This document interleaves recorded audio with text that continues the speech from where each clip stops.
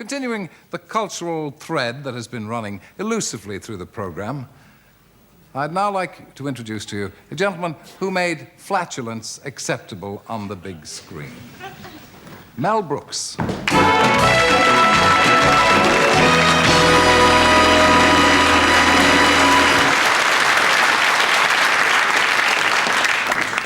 A gold banana. How do I?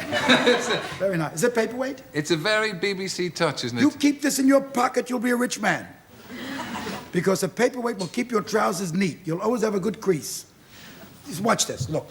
Think of this as a gun, right? You put it in your pocket. Nobody's going to hold you up, I promise you. See how nice that is? That is right good. There. It does good. It does create a line of its own. Yes. Shall I wear it during the show? I wish you would. No. I've been trying to get it off the table for a long time. Why do they have the two nuts there? I mean, what are these? They're bronze strawberries. No, they're not. They're walnuts. Bronze walnuts. Bronze walnuts. It's the eyesight. There was a man in the army. All right, let's talk. Okay. Okay. Right. You are known as the master of bad taste. Yes, I am. Is this justified, or are you sorry now? No, it's justified. I am known for my exquisitely bad taste. In America, people say, Mr. Brooks, you are in bad taste. I say, up yours. That's how you talk. It isn't nice, but... Society entertainer, eh? You know, I've been watching this show from the wings. I'm not going to criticize it. I love it. But the cameras seem to have some problems knowing when you are going to speak and when your guest is going to speak. So it occurred to me to warn them so that they don't come in on a second syllable or a second word. If you say, "Baba," and then talk. On the "baba," they will cut to you. If I am going to talk, I will say, "Baba," and they will cut to me. Now, it may sound like some African language, but the cameras will get it right, even if the audience gets it a little mishmash. This sounds very... Because this is where that's why you're a director and producer, and I'm just a commoner garden... "Baba," I'll tell you, Terry.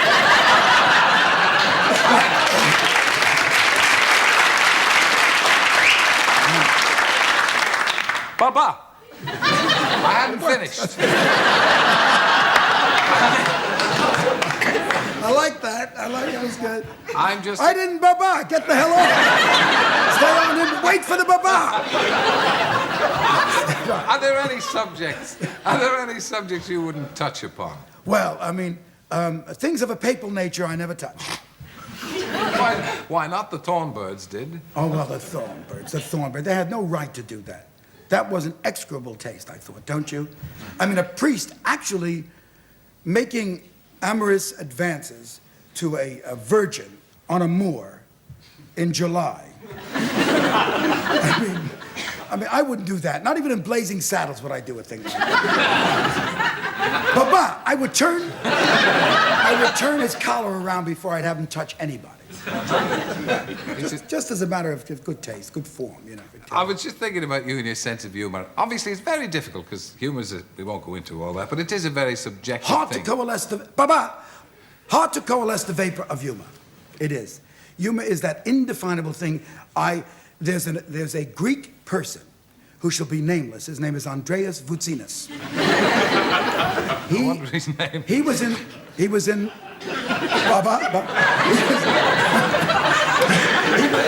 in the producers.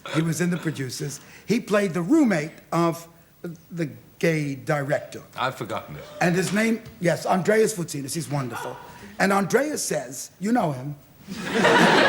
And Andreas Voutsinas says, off camera, he says, or you got it, or you ain't. And I know what he means. He means it's a gift. Comedy is a gift. It's a gift of timing. Has it a lot to do with being Jewish? I doubt it, because there are, Sean O'Casey and GBS founded great theatrical worlds of comedy. Yes, but it just struck me, would you be different? Would your sense of humour be different if you were, say, Irish? No, I'd be taller. I'd be taller, but it would be the same humor. The Irish and the Jews, they have the same sense of humor. They feel deprived, and because of their deprivation, they overcompensate by being extremely witty. Now, Get off me. Baba on him for what? It's the nicest Yes. thing that's happened all evening. Yeah. Get off me? Like Mr. Grayson, you were a late developer, weren't you? Yes. Do you wish that you developed a bit better and indeed earlier? In what manner? Nearly every way. Yes. Well, in that way, yes. In that way, I wish I developed better, because I would have attracted a lot more people of the opposite persuasion. Men. Now, that was fast. Half of you got that. You didn't say ba-bum. No, I didn't say bye-bye. Right, yeah, I missed that. Now that you've become a Hollywood mogul yourself with the Brooks films and everything, has that changed you a lot? I mean, you were a sort of innocent, open-faced Jewish boy writing comedy and all that. Now you're a mogul, and it's different, isn't it? Now I'm a mogul, it's different, yes. I used to be innocent and violent. Now I'm a mogul. I'm like that mogul that said, fire them and hire them and hire them and fire them.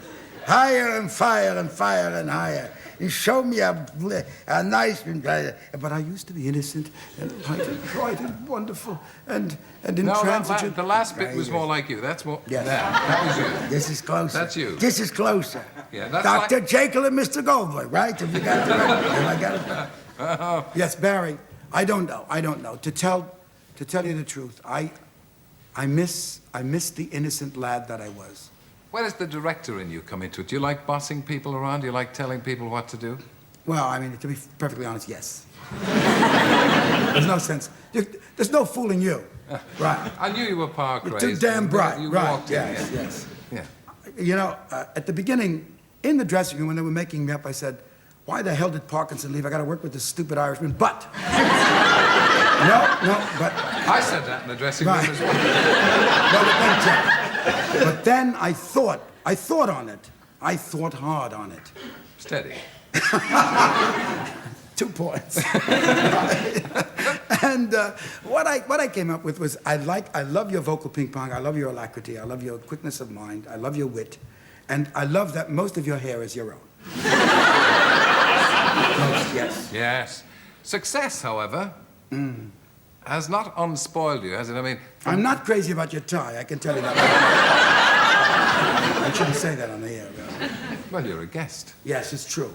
Solid ties have been in for 6 years now, you know that. And out again. And out. They probably will go out again. We're yes. wearing something different in Britain, you know. Underneath. All over. All over, yes. I understand you're a bit of a wine snob. Well, no. Come on, you bring your own bottle of wine to dinner.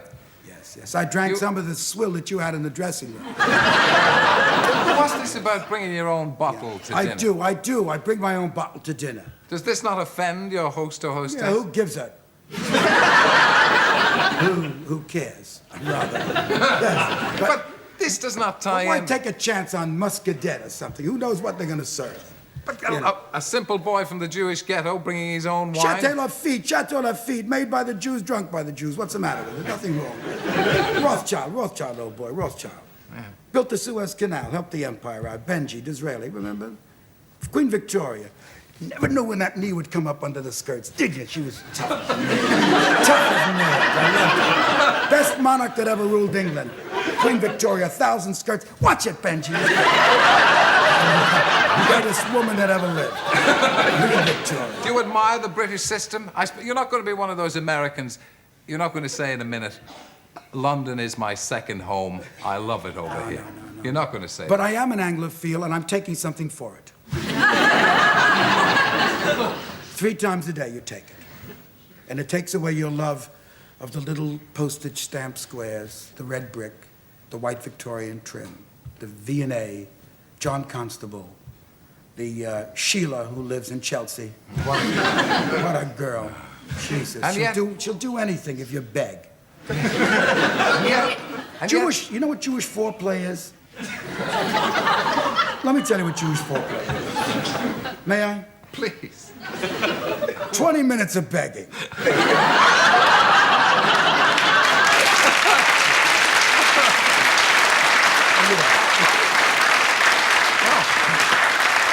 You know, Terry, you're a saucy devil. I watched your interview with Bob Fosse, who was very good, and you were wonderful. But you did ask questions that were really unseemly. Saucy? Yes, saucy. You said, You're a fine one to talk. Well, I mean, I'm vulgar, so I can say anything. But you said, is there still a casting couch? Is there still a practice of having casting I was couch? going to ask you that. Yeah, and then you said, do you use? I mean, what could he say? Yes. Yes. Well, I mean, even if he did, would he admit it? Would he admit it? He nearly did. No, he nearly did. What about you? I admit it. I admit it. But look, you don't need a casting couch. With your attraction, you could have got the girls without it, and yet, Right. why use it? You'll pay for that. That hasn't gone unnoticed over there. I like you, Wogan. I do, I swear to God. And yet you married an Italian. Wogan, there's a little green thing on this side of your nose. Get it before that.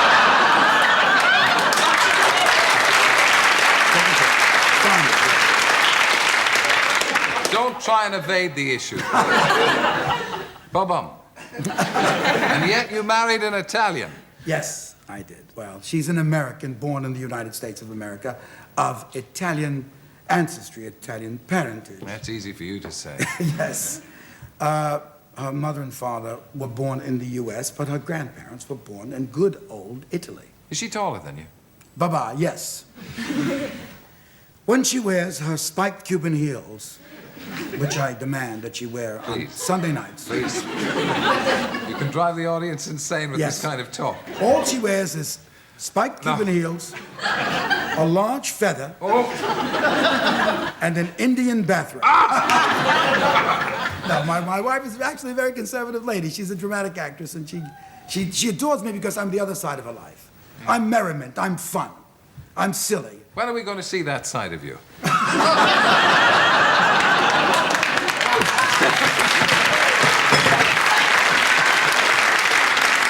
But you've actually worked together. Is it the first time you've worked together on your new movie? I don't like it when you're really funny. I like it when you're nearly funny. I like it. Then the audience at home says, "The Irishman thinks he's funny. The Irishman, but the little Jew he's the one. He's funny. But the other one thinks he's funny. But the little Jew, he's really funny. The Irishman is nearly funny. The little Jew is hysterical. But then sometimes you're really funny, and it's very, very disappointing. When you really get funny sometimes, it takes the heart out of one, I'll tell you the truth. Bum. Sorry. Now, you've just worked together with Anne. How did you lure this fine dramatic actress into this kind of There's dross? a giant Jew magnet. I said, "Come this way. You're mine. You're mine, Baba, schmuck. You're mine." No, the cameraman. Oh, I see. Yes. Do you mind if I put my feet up? Not at all. All right. Are those your own feet? No, they're my own shoes. Oh. Yes. So Yes. the straight actress... I lured her with a modicum of wit, some grace, some poetry, some charm, a taste of wine. Can't have been easy. We'll pay for that. Bon ami, some cultural aspects, a love of life, and $1 million. I paid for my wife. She can be bought. Yes. I paid 17 camels, 14 goats, 40 rubies, and a Buick. What are you going to do next? I'm going to be a tailor. I'm going to get pins and needles. I'm going to get cloth, and I'm going to cut suits to fit the perfect man. I'm ready. I like that. Are you going to get rid of those ridiculous turnips in your trousers? Yeah, I am. Do you mean the vegetable turnips? I mean, what are you referring to? I mean, I don't quite understand. No, we don't wear those anymore over here. Oh, you don't? No, they're out of date now. Well, let me... Can I...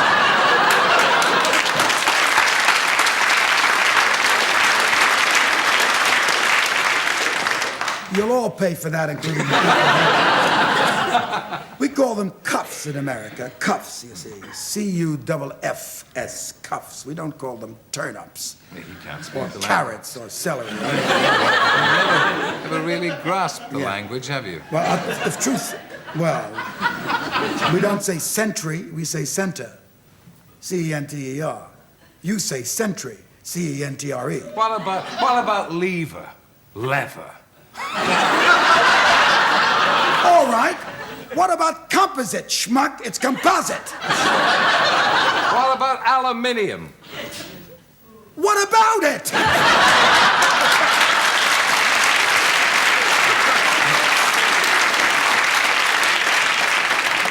Mel Brooks, I could sit here all night and... You could, but you're not, are No, you? because I'm bored. The old clock on the wall has beaten us, I'm afraid. Yes. And in my house, it's a sundial. This has been, I swear to you, this has been almost a pleasure. And I don't say, even with Johnny Carson, and I'm very good on that show. I'm very good. I don't believe it. I'm wonderful on the show in America, really. I sing. I didn't sing on this show. I wouldn't have We were lucky. Why do I like you? I shouldn't like you. I could listen to that kind of talk forever. Yes, it's easy, isn't it? Yes. But can you be quiet now? Yes, 'Cause I'll it's time try. to finish. Mel Brooks. Thank you, Terry.